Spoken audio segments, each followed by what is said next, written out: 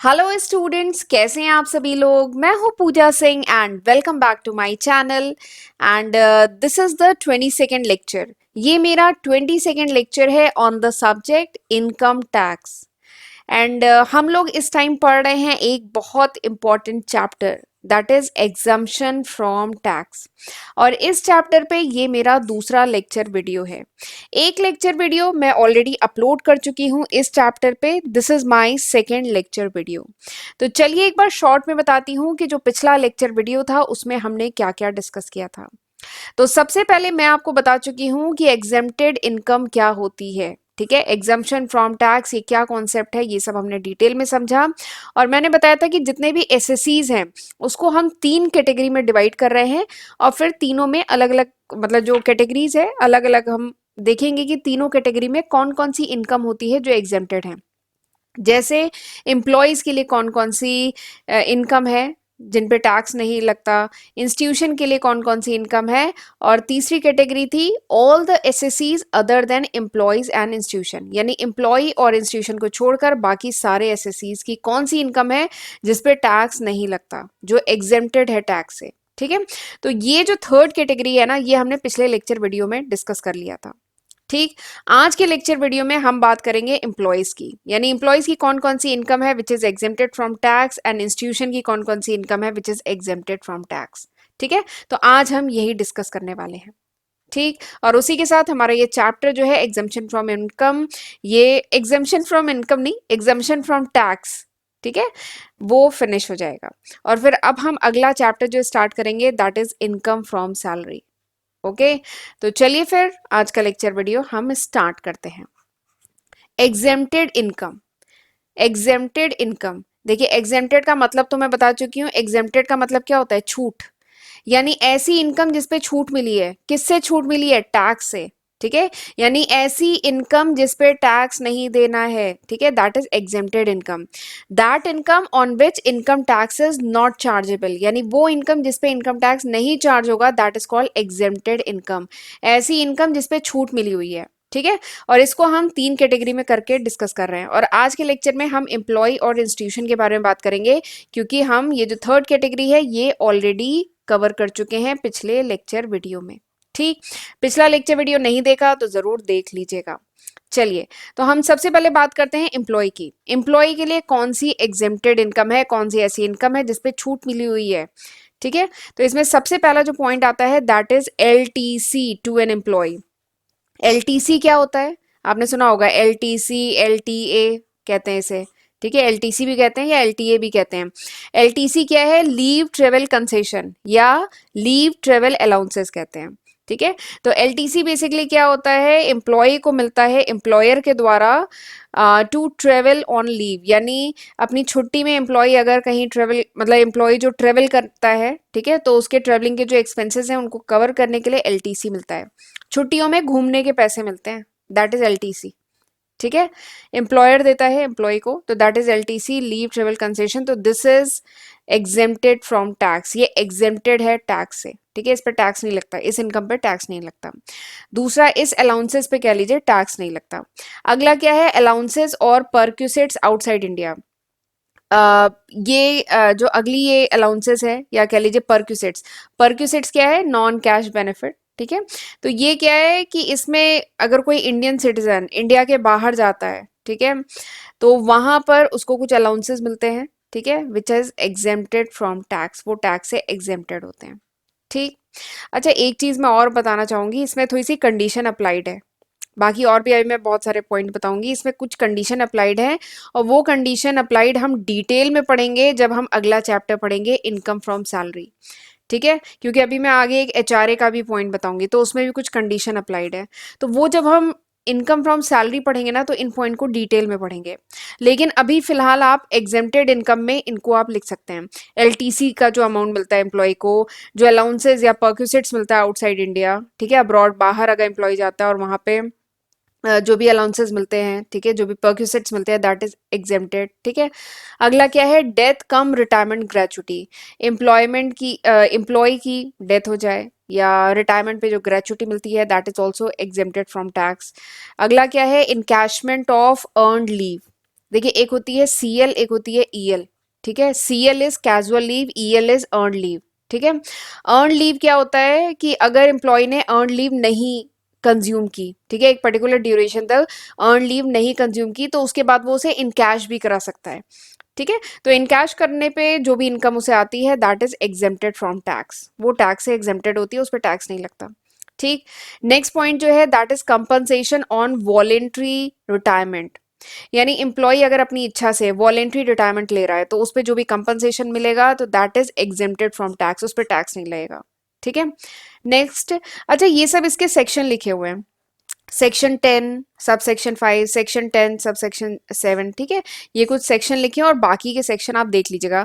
वैसे ये जो एग्जेम्पशन फ्रॉम टैक्स, ठीक है, एग्जेम्पशन फ्रॉम टैक्स, ये जो पूरा चैप्टर पढ़ा है ना इनकम टैक्स एक्ट में, ये जो टॉपिक है एग्जेम्पशन फ्रॉम टैक्स, ये किस सेक्शन में आता है? ये आता है सेक्शन 10 में। ठीक है, एग्जेम्पशन फ्रॉम टैक्स या कह लीजिए एग्जेम्प्टेड इनकम का ये जो पूरा टॉपिक है, ये इनकम टैक्स एक्ट में सेक्शन 10 में ये सारे मेंशन है। ठीक है, सब सेक्शन अलग अलग होंगे, लेकिन सेक्शन कौन सा है? सेक्शन 10। ठीक, तो ये सेक्शन जरूर ध्यान रखिएगा, सेक्शन 10 में है। एग्जेम्प्टेड इनकम किस टॉपिक में है? सेक्शन किस सेक्शन में मेंशन है? सेक्शन 10 में। ठीक, अगला जो है next is compensation on retrenchment. Compensation on retrenchment, तो रिट्रेंचमेंट मतलब होता है छटनी। ठीक है, जैसे कोरोना टाइम में अभी आपने देखा कि बहुत ऑर्गेनाइजेशन ने अपने एम्प्लॉयज की छटनी की, या अभी लेटेस्ट इस समय चल रहा है नवंबर 2022। ठीक है, मैं इसलिए मेंशन कर रही हूँ क्योंकि अभी एक लेटेस्ट एग्जांपल काफी न्यूज में आ रहा है कि अभी एलन मस्क ने ट्विटर को परचेज किया। ठीक है, ट्विटर को परचेज करते ही उन्होंने बहुत सारे एम्प्लॉयज की छटनी की, और उसी के साथ जो ट्विटर के जो सीईओ हैं जो कि एक इंडियन है, ठीक है, उन उनका भी मतलब कह लीजिए उनका भी रिट्रेंचमेंट किया, छटनी की, और उसके बदले में उन्हें एक हैवी कंपनसेशन मिला है। ठीक है, तो ये नॉट ओनली सीईओ और भी बहुत सारे टॉप ऑफिशियल्स की उन्होंने छटनी की, तो उसके बदले में उन्होंने हैवी कंपनसेशन दिया है।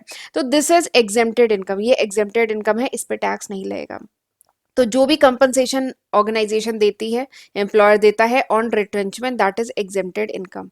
ठीक, अच्छा आप मुझे बताएंगे कमेंट सेक्शन में कि कौन था ट्विटर का CEO? He was an Indian, इसलिए मैं क्वेश्चन पूछ रही हूँ because he was an Indian.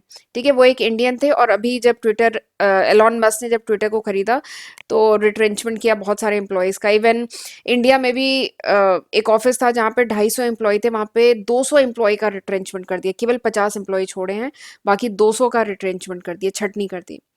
तो साथ में जो ट्विटर के जो सीईओ थे इससे पहले, ठीक है, उनका भी रिट्रेंचमेंट हुआ है, वो इंडियन थे। तो आप मुझे कमेंट सेक्शन में बताइएगा उनका नाम। ठीक, गूगल करिए, कहीं से भी ढूंढिए, ठीक है, बट मुझे नाम बताइएगा कमेंट सेक्शन में। ठीक, चलिए अगला क्या है, next is payment from statutory provident fund. Payment from statutory provident fund, जो भी स्टैच्यूरी जो भी लीगल प्रोविडेंट फंड है उससे जो भी पेमेंट अगर एम्प्लॉय को मिलता है तो that is also an exempted income. Next is HRA. HRA is house rent allowances, लेकिन इसमें कंडीशन अप्लाइड है। ये जो एचआरए है हाउस रेंट अलाउंसेज, इसमें कंडीशन अप्लाइड है, तो ये भी जो है एग्जेम्प्टेड इनकम में आता है, इस पर भी टैक्स नहीं लगता है। ठीक है, next is special allowances for meeting certain expenditure. कुछ एक्सपेंडिचर, ठीक है, कुछ स्पेशल टाइप के एक्सपेंडिचर, कुछ स्पेशल टाइप के खर्चों को मीट करने के लिए एम्प्लॉय को स्पेशल अलाउंसेस मिलते हैं, तो that is also comes under exempted income, वो भी एग्जेम्प्टेड इनकम में आता है, उस पर भी टैक्स नहीं लगता है। ठीक, अब वैसे जब मैं सैलरी इनकम फ्रॉम सैलरी अगला चैप्टर जब पढ़ाऊंगी ना, तो इसमें भी आपको डिटेल में बताऊंगी कि इसमें भी दो कैटेगरी होती है। ये जो स्पेशल अलाउंसेस होते हैं ये दो पर्पज से दिए जाते हैं। एक तो होता है कि ऑफिस में जो ड्यूटी परफॉर्म करना है उसके लिए कुछ अलाउंसेस दिए जाते हैं, और दूसरा क्या है, पर्सनल एक्सपेंसेस के लिए कुछ अलाउंसेस दिए जाते हैं। ठीक है, तो वो सब हम डिटेल में पढ़ेंगे जब इनकम फ्रॉम सैलरी पढ़ेंगे।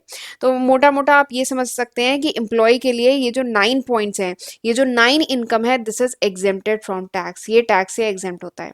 ठीक, एलटीसी है, अलाउंसेस परक्विजिट्स आउटसाइड इंडिया है, डेथ कम रिटायरमेंट ग्रेचुटी है, ईएल अगर इन कैश कराता है, रिटायरमेंट बेनिफिट जो मिलता है, रिट्रेंचमेंट में जो कंपनसेशन मिलता है, प्रोविडेंट फंड से जो पेमेंट मिलता है, एचआरए जो मिलता है, स्पेशल अलाउंसेस मिलते हैं, तो ये सब क्या है, ये एम्प्लॉय के केस में एग्जेम्प्टेड इनकम में आता है। ठीक है, this is exempted income, this is exemption from tax, इन सब पे टैक्स नहीं लगता। ठीक, यहां तक समझ में आया। चलिए आगे बढ़ते हैं, अब हम पढ़ेंगे इंस्टीट्यूशन का केस। लेकिन इंस्टीट्यूशन का केस पढ़ने से पहले, इंस्टीट्यूशन के लिए कौन कौन सी एग्जेम्प्टेड इनकम है वो पढ़ने से पहले मैं आपको अपने first channel accounting master class के बारे में भी थोड़ा सा बताना चाहती हूँ। ये वो लिस्ट ऑफ सब्जेक्ट है जो मैं आज की तारीख यानी नवंबर 2022 तक अपने first channel accounting master class पे अपलोड कर चुकी हूँ। ये वो लिस्ट ऑफ सब्जेक्ट है जो सब मैंने अपलोड किए हुए हैं, इन सब की मैंने सेपरेट प्लेलिस्ट अपने फर्स्ट चैनल पे बनाई हुई है, तो ज़रूर इसका फ़ायदा उठाइएगा, इसकी हेल्प से पढ़िएगा। 550 से भी ज़्यादा वीडियो लेक्चर्स मैंने अपने फर्स्ट चैनल पे अपलोड किए हुए हैं, तो ये सब मैंने आपके लिए किया है, इसका ज़रूर फ़ायदा उठाइएगा। और एक बात और है, ये अभी तक है, नवंबर 2022। अगर ये वीडियो आप कुछ महीने बाद, कुछ साल बाद देख रहे हैं तो इसमें काफ़ी न्यू सब्जेक्ट ऐड हो चुके होंगे। ये अभी तक है, नवंबर 2022 तक। और लेक्चर यूजफुल लगे तो लाइक करना मत भूलिएगा, और प्लीज़ मुझे कमेंट सेक्शन में बताते रहा करिए कि हाउ वाज दिस लेक्चर, ये लेक्चर कैसा था, यूजफुल था कि नहीं था। और चैनल को नहीं सब्सक्राइब किया है तो ज़रूर सब्सक्राइब कर लीजिए मेरे दोनों चैनलों को। मेरा फर्स्ट चैनल है अकाउंटिंग मास्टर क्लास के नाम से, और दूसरा चैनल है पूजा सिंह के नाम से। तो दोनों चैनलों को सब्सक्राइब ज़रूर कर लीजिएगा। और मेरे चैनल पे जितने भी नोट्स हैं, अगर आपको वो चाहिए then you can download my application accounting master class के नाम से, गूगल प्ले स्टोर पे अवेलेबल है। ये एप्लीकेशन भी ज़रूर डाउनलोड कर लें, ठीक है, और आप यहाँ से नोट्स ले सकते हैं। राइट, तो चलिए अब हम बात करते हैं इंस्टीट्यूशन की।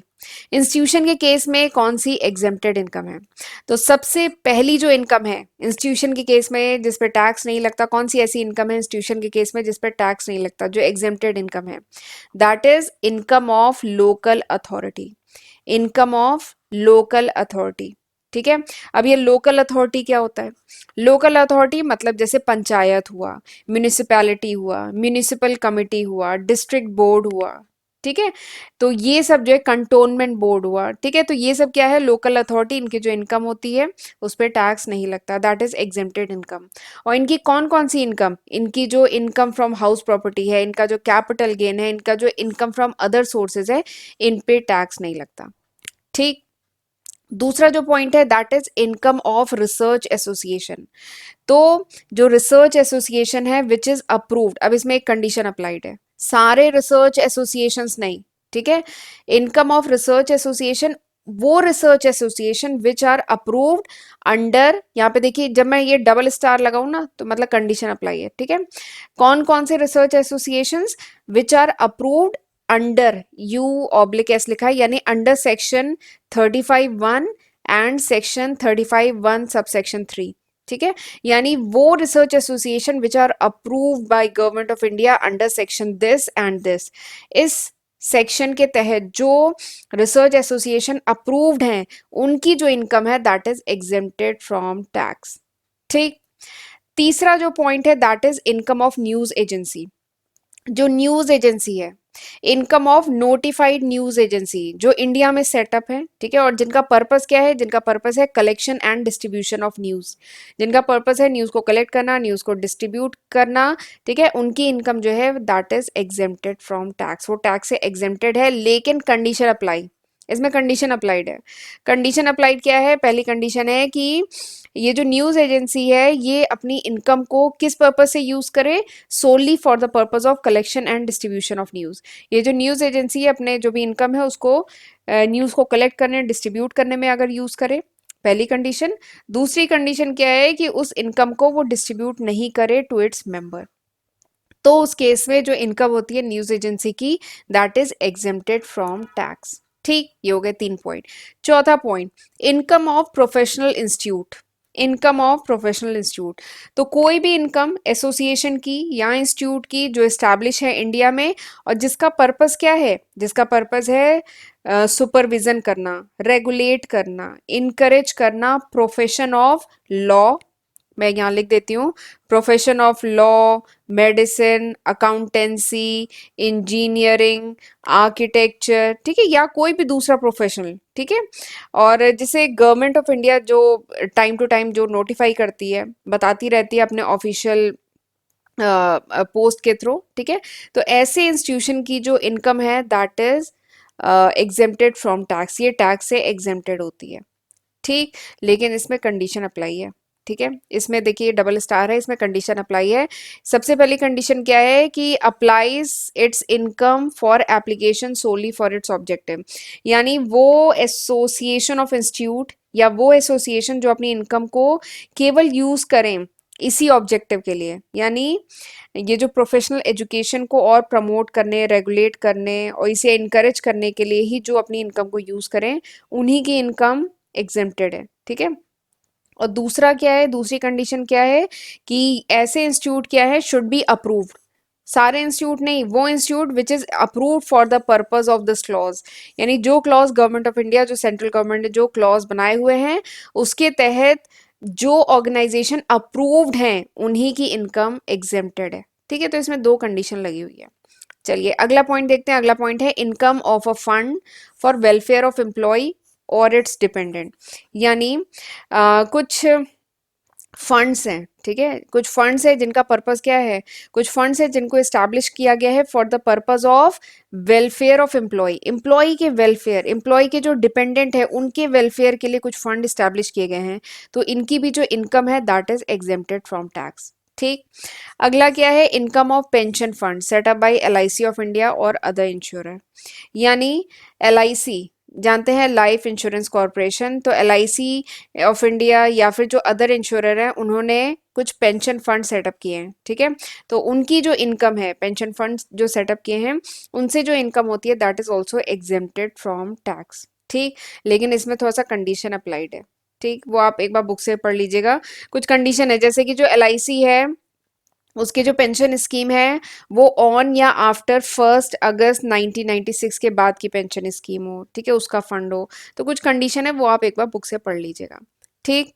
अगला जो पॉइंट है इंस्टीट्यूशन का that is income of khadi and village industry, income of khadi and village industry, तो ऐसे इंस्टीट्यूशन, ठीक है, ऐसे इंस्टीट्यूशन जिनको सेटअप किया गया है, जिनको एस्टैब्लिश किया गया है एज अ ट्रस्ट या सोसाइटी, जिनका पर्पस क्या है, जिनका पर्पस है development of khadi and village industry, यानी खादी उद्योग और विलेज इंडस्ट्री को और ज़्यादा प्रमोट करने के लिए जो सोसाइटीज़ बनाई गई हैं, जो ट्रस्ट बनाई गई हैं, जिनका काम है प्रोडक्शन को प्रमोट करना, खादी और विलेज इंडस्ट्री के प्रोडक्शन को, मार्केटिंग को, सेल्स को प्रमोट करना, तो उनकी जो इनकम है that is completely exempted from tax, ठीक। अगला क्या है, income of SAARC fund, income of SAARC fund, तो सार्क क्या होता है, आई होप आपको पता होगा। सार्क वैसे मैं अपने लेक्चर्स में भी पहले डिस्कस कर चुकी हूँ सार्क के बारे में। तो SAARC basically South Asian countries का एक एसोसिएशन है, ठीक है। अच्छा चलिए ये देखिए, मैंने आज के लेक्चर में आपसे पहला सवाल पूछा है, आपको बताना है सीईओ, ट्विटर के सीईओ कौन थे जिनको मतलब जिनका रिट्रेंचमेंट हुआ, ठीक है। पहला क्वेश्चन था। आज का दूसरा क्वेश्चन आज के लेक्चर का है कि you have to tell me the full form of SAARC, SAARC का फुल फॉर्म बताना है।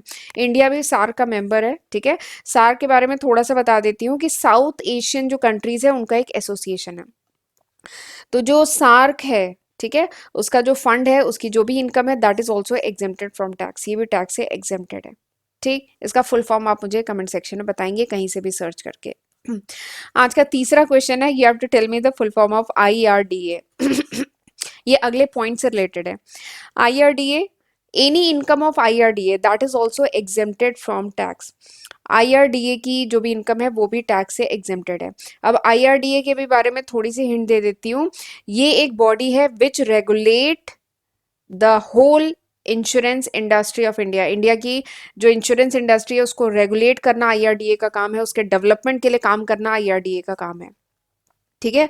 तो आज के 3 क्वेश्चन पता चल गए। आज आप मुझे कमेंट सेक्शन में इस लेक्चर के बाद मुझे 3 क्वेश्चन के सॉल्यूशन कहीं से भी सर्च करके बताएंगे। पहला तो ट्विटर के सीईओ कौन थे, ठीक है, इंडियन थे वो, ठीक है, उनका नाम बताना है। दूसरा क्वेश्चन सार्क का फुल फॉर्म, नेक्स्ट आईआरडीए का फुल फॉर्म, ठीक है, कहीं से भी गूगल करिए पर मुझे बताइएगा। तो इनकी भी जो इनकम होती है ना that is exempted from tax.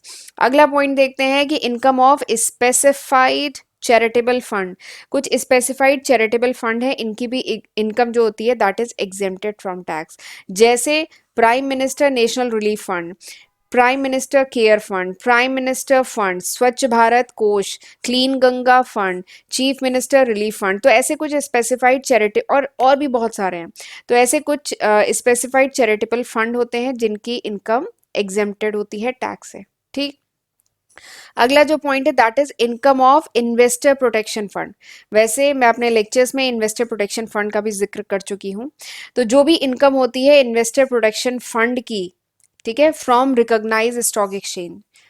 तो स्टॉक एक्सचेंज क्या है ये सब भी मैं बहुत डिटेल में एनएससी बीएससी के बारे में अपने लेक्चर्स में, अपने इकोनॉमिक्स के लेक्चर्स में डिस्कस कर चुकी हूँ। तो आप एक बार रेफर कर सकते हैं अगर डिटेल आपको देखना है तो रिकॉग्नाइज स्टॉक एक्सचेंज जैसे एनएससी हुआ, नेशनल स्टॉक एक्सचेंज या बॉम्बे स्टॉक एक्सचेंज, तो ये एक फंड सेटअप करते हैं, इन्वेस्टर प्रोटेक्शन फंड। इस फंड का काम होता है इन्वेस्टर की जो भी इन्वेस्टर का जो इंटरेस्ट है उसको प्रोटेक्ट कर सकें। ठीक है, ये इस फंड का पर्पस होता है। तो इसकी जो भी इनकम होती है that is also exempted from tax. ठीक। अगला जो पॉइंट है that is income of investor protection fund from commodity exchange. देखिए एक होता है स्टॉक एक्सचेंज, स्टॉक एक्सचेंज में एक होता है शेयर मार्केट जहाँ पे शेयर की ट्रेडिंग होती है, ठीक है। एक होता है कॉमोडिटी एक्सचेंज। कॉमोडिटी एक्सचेंज जहाँ पे गोल्ड, सिल्वर और भी बहुत सारी कॉमोडिटीज, चना और भी जैसे कॉमोडिटीज जैसे गेहूं, ठीक है, दालें, इन सब की ट्रेडिंग होती है। तो दैट इज कॉमोडिटी एक्सचेंज। ठीक है। तो कॉमोडिटी एक्सचेंज में भी इन्वेस्टर प्रोटेक्शन फंड है, तो उसकी भी जो इनकम है ना that is exempted from tax, वो टैक्स से एग्जेम्प्टेड होती है। ठीक।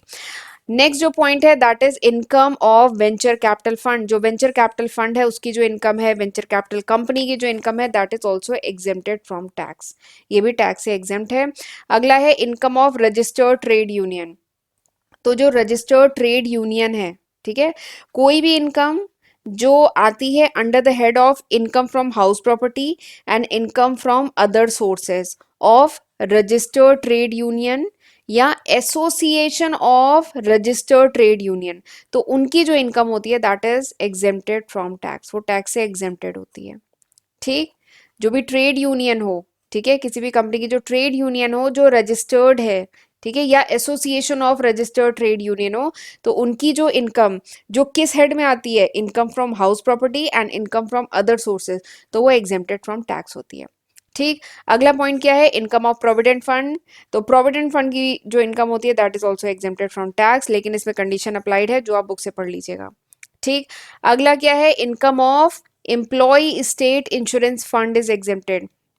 आपने ये नाम तो सुना होगा, ESIC, employ state insurance corporation, सुना होगा, एम्प्लॉय स्टेट इंश्योरेंस कॉरपोरेशन। ठीक है। तो एम्प्लॉय स्टेट इंश्योरेंस कॉरपोरेशन का जो फंड होता है वो होता है एम्प्लॉय स्टेट इंश्योरेंस फंड। ये बेसिकली फंड होता है जो एम्प्लॉयज को मेडिकल फैसिलिटी प्रोवाइड करते हैं, ठीक है, वो इस फंड का पर्पस होता है। तो उसकी भी जो इनकम होती है ना that is exempted from tax, ये टैक्स से एग्जेम्प्टेड होती है। ठीक। और अब आखिरी पॉइंट, अगर इंस्टीट्यूशन की बात करें तो आखिरी पॉइंट जो इनकम एग्जेम्प्टेड है tax say that is income of a body for promoting the interest of SC and ST. ठीक है। यानी अगर कोई कॉरपोरेशन है, ठीक है, जिसको इस्टेब्लिश किया है सेंट्रल गवर्नमेंट ने, स्टेट गवर्नमेंट ने या कोई भी दूसरी बॉडी ने, अगर किसी एसोसिएशन या इंस्टीट्यूट को इस्टेब्लिश किया है जिसका पर्पस क्या है, जिसका पर्पस है कि जो एससी और एसटी कैटेगरी के जो मेंबर हैं उनके इंटरेस्ट को प्रोटेक्ट करना, ठीक है, उनके साथ कुछ गलत ना हो, उनके इंटरेस्ट को प्रमोट करना, उनके लिए काम करना, जिस बॉडी का काम हो, तो उनकी जो भी इनकम होती है that is exempted from tax, वो टैक्स से एग्जेम्प्ट होती है। ठीक। तो ये मैंने आपको 17 पॉइंट्स बता दिए इंस्टीट्यूशन के केस में और 9 पॉइंट बताए हैं मैंने एम्प्लॉय के केस में। ठीक है। तो ये जो पॉइंट्स हैं ये काफ़ी हैं एग्जाम में लिखने के लिए। बाकी आप एक बार, एक सजेशन है कि आप एक बार बुक ज़रूर पढ़िएगा, ठीक है, जो भी बुक आप फॉलो कर रहे हैं एक बार बुक से भी रीड करिएगा। बाकी मैंने काफ़ी सफिशिएंट पॉइंट आपको बता दिए हैं, ये इतना आप एग्जाम में, बल्कि इससे कम ही लिखना होगा, 5 पॉइंट या 10 पॉइंट लिखने को बोलता है, ठीक है, ये पूछे जाते हैं जनरल एग्जाम में। तो आप आराम से इन पॉइंट्स को अच्छे से एक बार बुक से भी रीड करिएगा। ठीक है। तो इसी के साथ हमारा ये जो पूरा टॉपिक है एग्जम्पशन फ्रॉम इनकम ये फिनिश होता है। अब हम मिलेंगे अगले लेक्चर में, पढ़ेंगे इनकम फ्रॉम सैलरी, राइट। तो चलिए फिर मिलते हैं अगले लेक्चर वीडियो में, तब तक अपना ध्यान रखिएगा। God bless you.